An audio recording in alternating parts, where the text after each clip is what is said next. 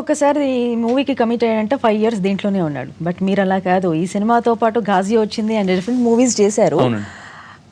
అది ఇది ఎలా మేనేజ్ చేసుకోగలిగారు? ఫస్ట్ ప్రభాస్ ప్రిన్సిపల్ క్యారెక్టర్ అండి, అండ్ నాకు ఎక్కువ రోజులు ఉంటాడు సినిమాలో. నాకు డెఫినెట్గా over these course of 2 films I had a lot more gap then Prabhas had.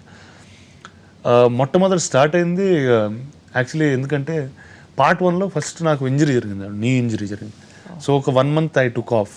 So while in the shooting వార్లో వార్ అప్పుడు స్టార్ట్ అయింది.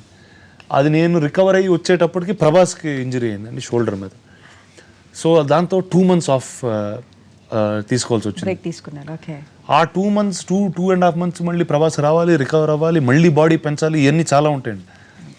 సో అంటే nothing, the team can't do anything. ఆ టైంలో నాకు నీరజ్ అంటే మైండ్లో వేరే సినిమా అనే థాట్ కూడా లేదండి యాక్చువల్లీ. అందుకు కథలు వినలేదు, ఏమీ చేయలేదు యాక్చువల్లీ.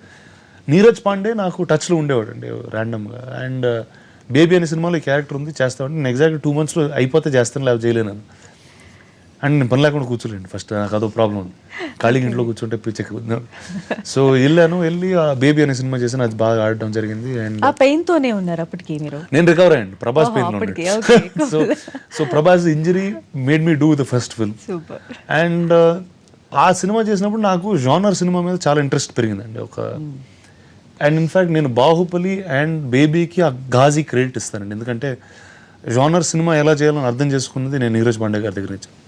విజువల్ ఎఫెక్ట్స్ని ఎంత బాగా చెప్పొచ్చు ఒక టేల్లో అనేది అర్థం చేసుకుంది, వార్ ఎలా బాగా కమ్యూనికేట్ చేయొచ్చు అనేది రాజమౌళి గారి దగ్గర నుంచి అర్థం చేసుకుంది. ఆ రెండు కలిపి వచ్చిన అండర్స్టాండింగే ఘాజీ అనే సినిమా దాని తర్వాత. So like that I did films that are not I like to do many films, that's for sure. And at the same time నేను రెగ్యులర్గా చేసే సినిమాలు అనేది నాకు ఐఎమ్ నాట్ సో ఇంట్రెస్టెడ్ అండి.